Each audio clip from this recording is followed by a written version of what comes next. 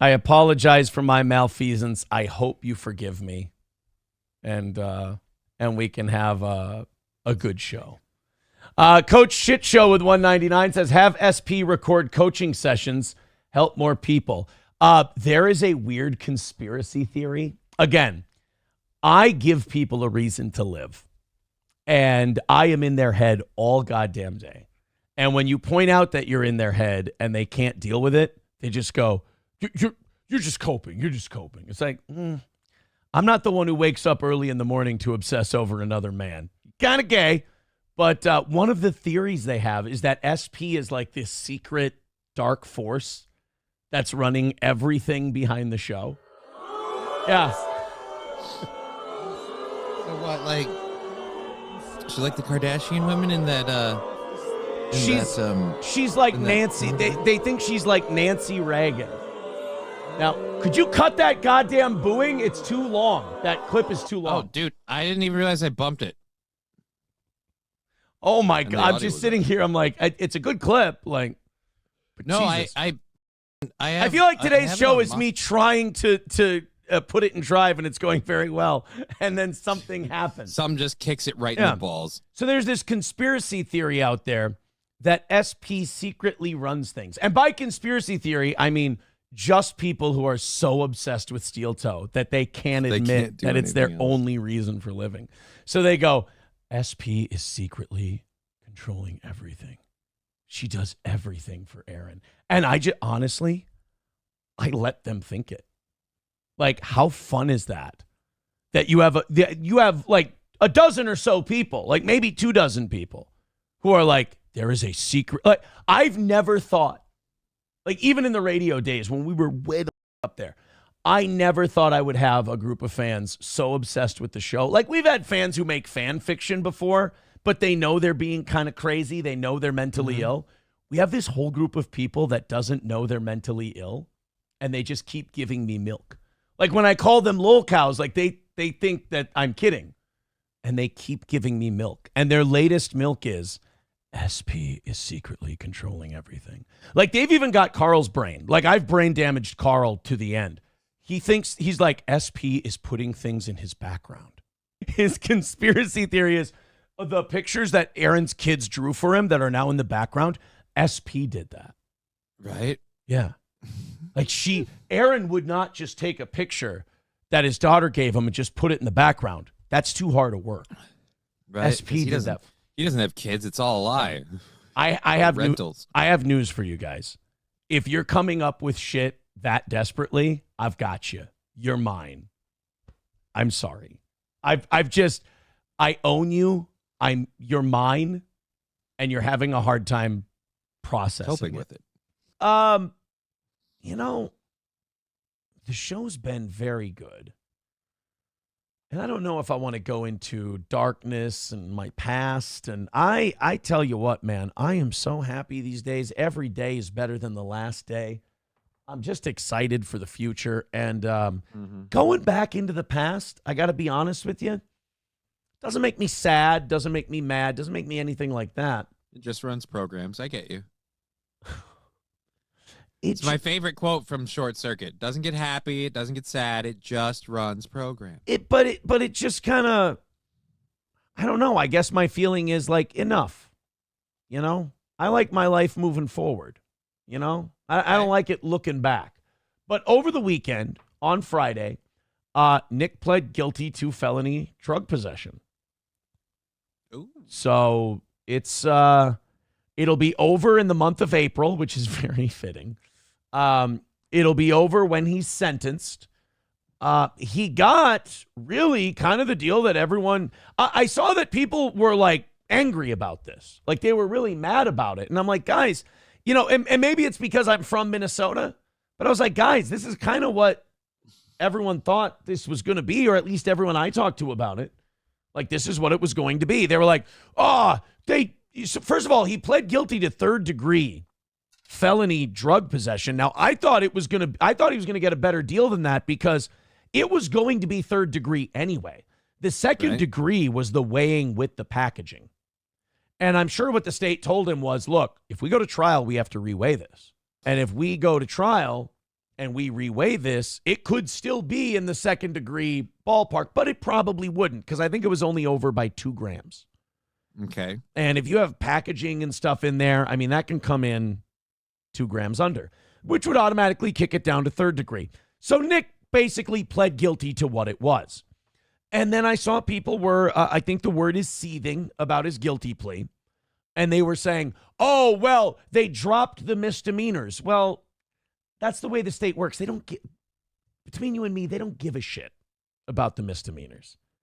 If they've got a third degree felony and they don't have to go to trial and they can get someone to just cop to it, they're like, yeah, sure, we'll drop the misdemeanors. We'll drop the misdemeanors because as much of a letting him go from a crime thing, it's also, again, they're not getting a whole lot out of that punishment and fees or anything else. And any one that they want. Right. So, and any sentence you run with those misdemeanors is going to run concurrent to the felony. So he's already going to serve way more than that anyhow if he's like serving, if you will, or paying or whatever. So it's already over. If I may quote, it's blue on black is what the misdemeanors are. So drop those out. It makes the guy think he's getting a deal. People are like, well, but you know, he had cocaine and guns in the house with kids, and his kid tested positive for cocaine, so his kid ingested cocaine. And it's like, yeah, but everyone already knows that. You know, that's going to stick with him forever. Did you really need that in writing? You know, everybody kind of knows what he did. This is horse trading. This is what you do to get, the state doesn't want to go to trial. So you threaten to go to trial, they give you a sweeter deal. That's just the way it works because they want to get this thing off the books. The other thing people were mad about was no prison time. It's like, bro, nobody goes to prison on their first felony drug offense.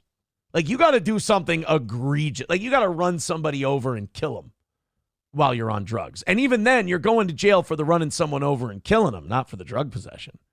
Right. So nobody goes to jail on their first drug offense unless you're distributing maybe.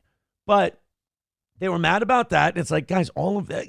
I don't know what people wanted. Like, our whole system is designed towards giving people a second chance and giving them a chance to prove themselves.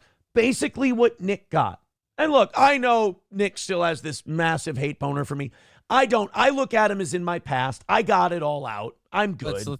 Let's be clear. It's not a hate or a love. It's just a boner, and apparently it's for you. It's for me. It sways between all the emotions. It's all for me. But I don't really have any feeling towards it. It's like having feelings towards, I don't know, a dinner you had 8 years ago. Like, it's just not, it doesn't factor into the equation. It's not affecting my life anymore. You know, so, it happened, it was a thing, and I've moved on. So to me, he's getting pleading guilty to the third degree felony, drug possession. There's going to be a prison sentence, but it's going to be stayed. The adjudication is going to be stayed. He's going to have a period of probation. They're going to monitor him. Basically, what Nick's getting is a prove it deal. Prove you acknowledge you have a problem. Prove you're going to try to abstain from drugs and alcohol. Prove you can stop this behavior. And if you make good for a couple of years, we'll wipe it all clean. That's what everybody would get if they were in that situation. And you know what? Oh, I thought you were saying if they were. All right, what? Well, I think the whiteness does, that plays a part.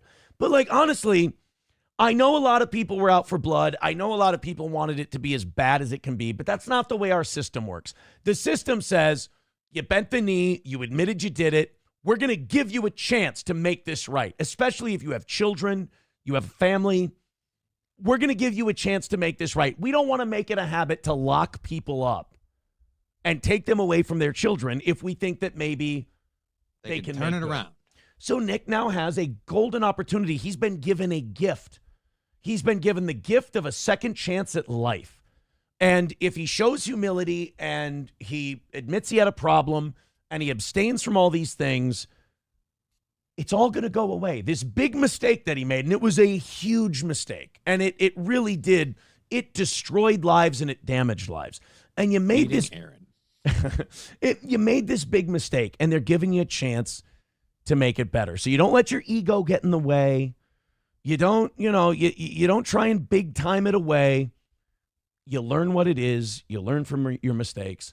And if you're truly repentant and you truly follow what they say, everything gets wiped clean. You get a second chance at building a real life. And that's the gift that you've been given by the government. So I know a lot of people are mad. I know a lot of people are happy. I know no one's really happy. A lot of people are mad for different reasons. But I will say this. I think it's a fair deal. I think it's the deal you get in Minnesota when you get busted with a bunch of cocaine for the first time. They say, hey, you know what? Fair deal, Wade. You admitted you did it. You admitted you're guilty of the things we're accusing you of. But we want to see you get better. We want to see you live a clean life. We want to see you get on the straight and narrow. And to entice you to do that, we will pretend this never happened after a few years. Now, if you f up, you're going to jail. I mean, that's heavy. Right. That's some and heavy he's stuff. he's looking at some big time if he F's up. Like he's got to again, pardon the pun, keep his nose clean, and literally and figuratively. Yeah, because I mean, so, this third-degree felony comes with a maximum of 20 years and a $250,000 fine. So they'll give him a prison sentence. They will stay the adjudication of that prison sentence, and they'll say, keep clean for this long. And if you can do it, we'll wipe it clean. Isn't that kind of a system you can be proud of? Right, because you've turned your life around. I like the idea of where if you effed up, but you admit it, or at least at the very least, attempt to improve yourself, that, not all wrongs last forever. There's a scale to it. The question is, and I certainly hope for everybody involved that the best possible outcome happens for them, but that's the question. Does he keep his nose clean? Does he get through that? Right. Well, and there's a lot of people in the chat going, nope, he's not going to. He'll screw it up in a week, blah, blah, blah, blah, blah, blah, blah. I do worry that he listens to the internet too much. Like, he responds to people. He doesn't get out of the internet and just go live his life. That's touch a plant. That's going to be essential to staying on the straight and narrow, is not letting these people get your goat, going back to before. But we'll see. I mean, that's where we're at now. He gets a second chance at life. This is huge. It's the ultimate we'll see. And then I guess in April we will know how long he has to stay on the straight and narrow. And honestly, if it's like 3 to 5 years, then stay straight forever. Right? You're Once good. You've done it that long, why break the streak? Yeah. And then the charges against April got dropped, which that doesn't surprise me, just because those were so flimsy to begin with. Not only that, I can kind of say some of this, my police interview. When I had to go interview, people are like, you volunteered to go in and you ratted. No. There was not a guarantee that I didn't leave that room under arrest that day. They didn't know that I'd been gone.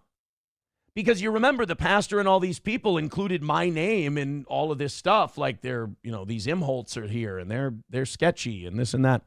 When I went into interview, they did tell me, they go, whether or not we refile charges on April will be completely up to her. And I'm like, oh, okay. And notice, once she gave proof that she was there, they filed the charges again. So now I'm sure all they had to do was tell Nick, is she out of the picture? Is she gone? And when he said, yep, she's gone, they said, all right, we'll drop the charges on her. Fair enough. And then all the charges except for his got dropped. And honestly, they're probably happy with that. They're like, look, if one guy's going to take responsibility for the whole thing, we don't need to drag a bunch more people into this. So I will say this, one thing I've heard over the weekend is people saying that that's kind of like, at least he's like, well, at least Nick's fallen on his sword for his ladies, and like he's like taking that bullet. And I don't know anything about the situation to know what it is, but it, like, at the very least, if he's willing to, bear the responsibility of the situation, maybe things have changed, and he himself is in a different... Maybe this is the sign of a leaf turning, and somebody's better stride is upon them. Like I said, save the internet bravado, because nobody in real life is going to care. Everyone thinks you're foolish when you do that, and that's going to cause you more head hitting and more drug abuse, and it's going to put you on the wrong path. Stay straight. Be better, acknowledge that you f***ed up, clean up your act, and it'll all be a bad memory in a couple of years.